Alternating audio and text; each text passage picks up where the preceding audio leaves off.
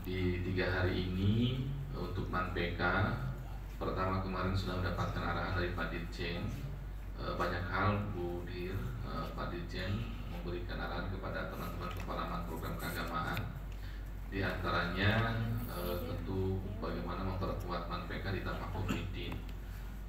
Pak Dirjen cukup kuat kemarin, mengharapkan teman-teman MANPK bisa fokus, termasuk tentunya nanti di output ya, di alumninya bisa menekan ke tentu perguruan tinggi yang pasti fokus di Tapak Fitin.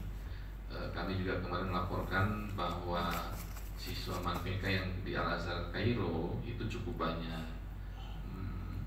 Padang Panjang masih pegang rekor, MANPK Padang Panjang tadi masih ada tadi. Itu hampir 62 siswanya itu tahun ini Bu. Tahun ini 62 siswanya masuk Al-Azhar Kairo, tentu dengan berbagai skema tentunya. Kemudian MANPK yang lain juga banyak, jadi cukup bervariatif. Yang Makassar juga sebenarnya banyak ya, hampir di 20-an, dan beberapa lainnya juga ada, termasuk ada yang di Maroko, ada yang di Jordan, ada di Tunis juga ada, jadi yang Timur Tengahnya. Dan Pak Dirjen minta di tahun berikutnya lebih dipertajam. Makanya kemudian Pak Dirjen kan memang meminta saya untuk menghadirkan teman-teman dari MA Al-Azhar Syarif. Hari malam ini hadir Bu, karena Pak Kepalanya masih PLT, jadi masih Kepala Manfaat Bu. Pak Wido menugaskan Ibu Wakak Kurikulum dan tim Benjamin Mutu dari MA Al-Azhar Syarif. Teman-teman ya brainstorming lah, discuss bagaimana pengolahan MA Al-Azhar Syarif juga dengan MANPK. Tadi pagi sampai zuhur di sini, terus pada zuhur bergeser ke MAN 23 ke MA Al-Azhar Syarif. Jadi langsung melihat bagaimana proses KBM di sana, dan saya kira teman-teman banyak mendapatkan banyak hal, dan ini bisa menjadi amunisi buat teman-teman ke depan tentunya. Itu sih yang fokus di MANPK. Kemudian kan waktu di Palembang teman-teman membuat rekomendasi, dan saya juga sampaikan ke Pak Dirjen juga ke Ibu, dan beberapa hal sudah diberikan catatan apa oleh Pak Dirjen terkait dengan MANPK. Kemudian kalau PAUD HI kita masih konsisten, karena kebetulan kan ini pikiran terakhir yang PAUD HI Bu, yang RA. Kami akan menyusun pedoman pembelajaran di PAUD HI. Lebih teknis sih sebenarnya, karena secara umum sudah ada di TMA, tetapi secara teknis ingin ada pedoman tersendiri. Sebenarnya juga bagian dari pemenuhan tagihan, baik dari Menko PMK, kemudian kemarin juga yang BPKP juga sama Bu. BPKP banyak nanya tentang PAUD HI ya, beberapa hal saya sudah jawab, dan saya bilang kami komitmen untuk mempersiapkan tentu di tahun depan, kata saya, bagaimana langkah-langkah strategis kami untuk pemenuhan tagihan terkait dengan RA, dan fokusnya di PAUD holistik integratif. Tadi siang kami juga menghadirkan narasumber Bu Irma, ini salah satu komisioner Ban PAUD ya. Banyak hal teman-teman sudah banyak hal mendapatkan dari Bu Irma, dan saya kira ini menjadi juga hal positif buat kita semua. Nah itu sih 2 hal yang dilakukan oleh teman-teman selama 3 hari ini. Ya sisipannya sih saya tadi 2 hari ini juga menuntaskan yang membuat video pembelajaran. Kami mengundang yang kemarin di Bandung, sebenarnya kemudian ada 4 orang, kemudian kami undang lagi, memanfaatkan waktu sih sebenarnya. Tadi cukup dapat banyak juga, tadi kita tag videonya. Itu yang bisa kami laporkan. Oh iya, yang kelewat, kami juga sempat membuka RDM RA Bu ke teman-teman untuk mendapatkan masukan yang dibuat oleh Mas Arif Rido, rapor digital madrasah untuk RA. Harapannya sih memang semester ini teman-teman bisa menggunakan RDM. Hanya saya butuh dengan nyari waktu saja sih, mungkin sosialisasi Bu. karena waktu sudah mepet mau sumatif ini sebenarnya mungkin paling lambat minggu depan mungkin secara online kita coba asosiasi lebih awal paling tidak bahwa aplikasi ini bisa digunakan oleh teman-teman RA. Kalau madrasah relatif sebenarnya tinggal memperbanyak ya, karena selama ini sudah menggunakan RDM. RA memang masih sedikit Bu yang menggunakan, dari 36 ribuan RA kalau nggak salah di sistem sehat baru 2000-an yang menggunakan RDM-nya punya kita gitu ya. Itu sih Bu yang bisa kami laporkan. Tentu pada malam hari ini kami mohon arahan kepada kita semua, baik ManPK maupun nanti RA, tentu dari sisi apapun ya kami tentu untuk support dari ibu. Untuk itu nanti mohon berkenan memberikan arahan dan sekaligus menutup acara karena sebentar lagi sudah ke hari ketiga sih ini gitu ya. Yang jelas teman-teman sabar Bu, menunggu karena tentu berharap sekali bertemu Ibu. Tadi sudah sambil nyanyi-nyanyi Bu, nunggu Ibu gitu ya. Sudah keluar semua suara emas, perak, perunggu gitu keluar semua gitu ya. Semua jadi suara keluar semua gitu ya. Jadi sambil menunggu ya, karena ada guru-guru RA jadi kepala ManPK jadi ikut-ikutan Bu gitu ya. Saya kira itu, terima kasih. Wallahul muwaffiq ila aqwamit thoriq. Assalamualaikum warahmatullahi wabarakatuh. Selanjutnya mohon berkenan Ibu memberikan arah. Terima kasih. Assalamualaikum warahmatullahi wabarakatuh. Alhamdulillahirabbil alamin wa bihi nasta'in ala umuri dunya waddin. Wassalatu wassalamu ala sayyidina Muhammadin wa ala alihi wa sahbihi ajmain. Amma ba'd. Yang saya hormati Pak Kasubdit Kurikulum dan Evaluasi beserta Kasubtim yang hadir hari ini, dan Pak Lukman dan Pak Taufik. Yang saya hormati Bapak Ibu semua, para kepala ManPK dan juga kepala RA, juga para guru, juga dari tim kurikulum, serta teman-teman dari Subdit Kurep yang alhamdulillah pengawas ada juga ya, pengawas RA. Alhamdulillah ini udah hampir jam 11 malam ya. Masih terima kasih atas penantian panjangnya ya.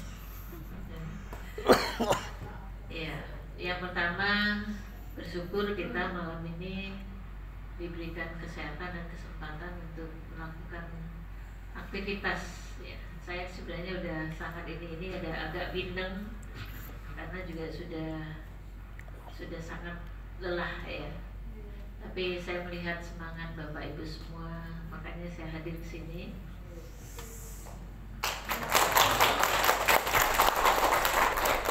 Namun mohon maaf kalau tidak optimal apa yang saya sampaikan ini ya. Kemudian salat dan salam kita aturkan kepada junjungan kita Nabi Muhammad SAW. Ini kurang ini memang polanya begini ya, Pak Lukman sama Pak Taufik harus terbiasa. Satu kegiatan, satu mata anggaran, tapi realitasnya 3 kegiatan. Jarang yang satu untuk satu, tapi ini satu untuk 3. Ini bagian dari efisiensi sesungguhnya ya. Beberapa hal tadi saya setuju, ManPK ini harus kembali ke hitoh. Hitoh didirikannya ManPK itu adalah menciptakan kader-kader ulama masa depan. Itu cirinya dunia ini masih kekal, itu ada ulama. Kalau ulama udah nggak ada lagi, berarti kita semua siap menghadapi hari akhir gitu ya. Ya kita semua sebenarnya siap sih untuk menghadapi hari akhir ya. Tetapi tentu saja ulama itu sangat dibutuhkan untuk membimbing kita semua ya. Dan ManPK ini punya ciri khas yang sama atau punya visi yang sama dengan Madrasah Al-Azhar As-Sarif. Sama juga ya, mereka memang visinya untuk menciptakan kader ulama. Hanya bedanya kalau mereka hanya arahnya satu ke Al-Azhar Mesir. Tapi ManPK ini bukan hanya Al-Azhar saya kira ya. 2 hari yang lalu ada tamu ke ruangan saya, udah berapa kali ngecek saya, minta waktu untuk ketemu ya, Dekan Fakultas Dakwah UIN Jogja. ya, ya tidak jelas awalnya maksudnya apa, tetapi saya beri waktu bertemu 2 hari yang lalu, alhamdulillah. Ternyata juga beliau alumni MANPK dan punya concern untuk membantu agar alumni MANPK juga bisa melanjutkan di Fakultas Dakwah UIN Jogja dengan skema beasiswa. Ya, tentu ini kayak bersangkut dengan juga hasil kunjungan saya ke MANPK Jombang ya. Jadi memang kita butuhkan untuk bagaimana membantu anak-anak ini supaya selalu berada di jalur komitmennya untuk menjadi ulama dalam bentuk ya tadi memberikan karpet merah untuk mereka bisa dengan mudah masuk ke PTKIN yang punya prodi-prodi agama, kemudian mendapatkan beasiswa. Jalur beasiswa yang akan dibuka oleh UIN Jogja itu adalah kerjasama dengan Basnas. Jadi selama ini mereka sudah kerjasama dengan Basnas untuk beasiswa, tetapi belum spesifik untuk MANPK. Nah, untuk kali ini karena Fakultas Dakwah, saya kira itu sangat relevan untuk memberikan karpet merah kepada MANPK untuk bukan hanya diterima sebagai mahasiswa Fakultas Dakwah, tetapi juga mendapatkan beasiswa. Kemarin juga mereka hanya dapat inspirasi dari saya mencontohkan UIN Palembang. Ketika saya jadi rektor itu memberikan karpet merah dan beasiswa untuk lulusan pesantren yang memilih prodi agama. Jadi saya memberikan kuota 30% KIP untuk lulusan pesantren yang milih prodi agama. Jadi Pak Luman di kami di PTKIN itu ada problema tersendiri. Jadi peminat untuk masuk PTKIN ini saat ini ya 50-50 lah antara madrasah dengan sekolah. Nah, tapi yang terjadi faktanya yang lulusan madrasah ini pilihnya prodi umum, sementara yang sekolah SMK pilihnya prodi agama. Padahal kita prodi agama ini kan di level perguruan tinggi bukan lagi mengajarkan ilmu-ilmu dasar agama basic ya, tetapi sudah yang advance ya, artinya mempersiapkan mereka menjadi ketika menjadi sarjana ya punya kepakaran di bidang agama itu. Nah, ini menjadi kesulitan tersendiri. Kemudian peminatnya juga sedikit prodi agama kita itu, sehingga saya berpikir gimana caranya supaya kita bisa memenuhi kuota prodi agama itu sekaligus membuat prodi agama kita itu semakin berkualitas. Dengan tadi input-inputnya harus input dari pesantren, karena saat itu saya belum begitu dalam mengenal MANPK ya, baru setelah direktur KSKK ini ternyata MANPK juga arahnya untuk menjadi kader-kader ulama ya. Nah, ketika saya sampaikan itu, ini Pak Dekan agak ini ya mendapat inspirasi. Jadi ternyata bisa ya KIP itu diatur oleh rektor berapa persen untuk alumni tertentu. Bisa, saya bilang, tinggal rektornya mau atau enggak. Nah, ya tapi saya nggak tahu apakah rektor UIN Jogja memahami itu atau tidak, karena kadang-kadang mohon maaf sebagai rektor ya hanya mengalir aja mengikuti apa yang selama ini berlangsung. Kalau saya nggak ada peluang-peluang untuk melakukan perubahan akan saya lakukan, termasuk ya jadi waktu itu ceritanya sebenarnya ada beasiswa santri ya, santri berprestasi. Nah awalnya UIN Palembang itu kan nggak masuk ya tempat beasiswa itu ya yang LPDP ya menjadi sasaran itu, tapi akhirnya alhamdulillah masuk dengan upaya kita, karena memang kita butuh supaya yang masuk di prodi-prodi agama itu dari pesantren, tapi kuota itu sangat sedikit, belum bisa memenuhi yang kita butuhkan. untuk menambah itu apa yang kita lakukan ya tadi menyediakan KIP. Jadi memang intinya bahwa MANPK ini memang harus kita dukung ya, dukung secara optimal untuk bisa berkembang, dan ini menjadi jihad kita semua. Jihad itu kan banyak bentuknya ya. Salah satunya menurut saya ini, dan luar biasa Pak Dirjen juga punya perhatian khusus terhadap MANPK, dan saya sangat setuju kalau membuat kerjasama dengan Al-Azhar ya, untuk supaya alumni MANPK juga diberi karpet merah untuk masuk ke sana. Tentu tidak sekedar bisa masuk, tapi mendapatkan beasiswa. Itu yang harus kita upayakan. Yang lain juga informasi baru-baru ini ya, ini juga lagi proses. Kita akan MOU dengan Kementerian Agama Oman. Nah, kalau Oman juga arahnya ya prodi-prodi agama, mereka butuh input-input dari madrasah kita. Insya Allah ini juga dari MANPK juga akan kita arahkan ke sana ya. Jadi salah satu penasihat menteri itu Bu Prof Amani, kebetulan dengan saya sama-sama mantan rektor. Jadi ngobrol-ngobrol lah, main ke ruang saya setelah bertemu dengan Pak Menteri ya, nyeritain. Kalau saya ceritanya kita bicara tentang tagline KSKK itu kan madrasah maju, mutu, bermutu dan mendunia. Mendunia itu saya cerita bahwa kita ke depan berharap banyak lulusan madrasah kita bisa diterima di kampus-kampus di luar negeri. Lalu beliau menyambut, itu Menteri Agama Oman itu teman saya, sudah pernah main ke rumah.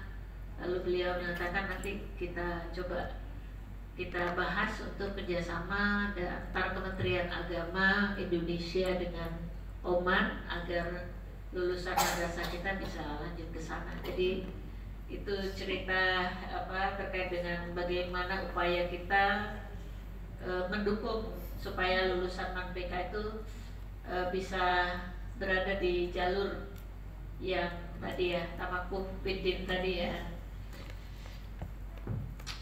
Kemudian ya memang antara MANPK dengan Al-Azhar Syarif ini kan ada perbedaan dari sisi penyelenggaraan. Tadi Pak Kasudi sudah cerita ke saya, kalau Al-Azhar Syarif ini kan full memang disiapkan untuk ke sana ya, dia bukan menjadi bagian dari salah satu prodi ya, tapi memang full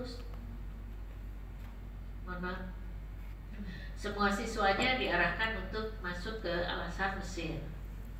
Hanya memang saya temukan ini betul atau enggak Bu ya, Bu Waka, informasi yang saya dapat tidak semua siswa Al-Azhar Syarif ini ingin melanjutkan ke Al-Azhar Mesir ya. Nah, ini juga menjadi persoalan, padahal udah memang diarahkan ke sana kurikulumnya, programnya, tetapi ternyata memang dari awal memang mereka mungkin memang tidak punya keinginan ke sana. Nah, ini juga saya dengar memang proses seleksi awalnya yang menyulitkan ya. Bukan madrasah yang menyulitkan, maksud saya madrasah mencari siswa yang memang siap untuk kuliah di Al-Azhar itu yang sulit ya. Ini juga akhirnya muncul wacana gimana kalau dilakukan seleksi secara nasional. Jadi input Al-Azhar Syarif itu jangan hanya dari Jakarta, tetapi kalau bisa juga dari seluruh provinsi yang ada di Indonesia. Saya kira ini terkait dengan bagaimana pola sosialisasi dan penerimaan peserta didik baru. Mungkin kurang sosialisasi aja Bu. Jadi banyak, saya berasal dari Palembang, baru dengar Al-Azhar Syarif itu surat saya di Jakarta. Dan setelah saya jadi direktur KSKK, nah, berarti kan banyak yang belum kenal. Seandainya sosialisasinya dimasifkan, itu insya Allah mungkin akan banyak alumni-alumni pondok pesantren level sanawiyah itu akan melanjutkan pendidikannya di Al-Azhar Syarif ya. Nanti mungkin kita bisa bicarakan lebih lanjut bentuk sosialisasinya dan proses penerimaan peserta didiknya. Kita juga lagi menggagas di mana MAN 4 kemudian MAN 2 Malang ya juga bisa melakukan proses perekrutan secara nasional, seperti juga MAN PK dan MAN IC serta MAKN. Kemudian terkait PAUD HI, ya bagus sekali kalau ini sudah pengembangan pedoman pembelajaran. Ya. Tapi ada yang harus saya garis bawahi di sini bahwa ini terkait KBC, Pak Kasudin ada yang menyampaikan ya ada 2 versi KBC, ada versinya Pusbakom, ada versinya KSKK. Pusbakom ini didukung dengan inovasi. Jadi ada kritik ke kita itu katanya terlalu teknis, apa ya? Jadi bukan penekanan pada perubahan aspek teoritis, filosofis, paradigma, tapi lebih banyak ke praktisnya. Ya, saya kira kritik-kritik itu kita dengarkan dan kita analisis. Jika memang ada hal yang perlu kita perbaiki, kita perbaiki. Ya, pada saat setiap kali sosialisasi selalu saya sampaikan bahwa KBC itu memberi ruang yang luas bagi guru untuk berimprovisasi. Kalaupun kita memberikan juknis yang rigid, itu lebih pada semacam tawaran, ya, bukan itu pedoman baku yang guru harus seperti itu. Ya, sebenarnya kita memberikan ruang inovasi dan improvisasi.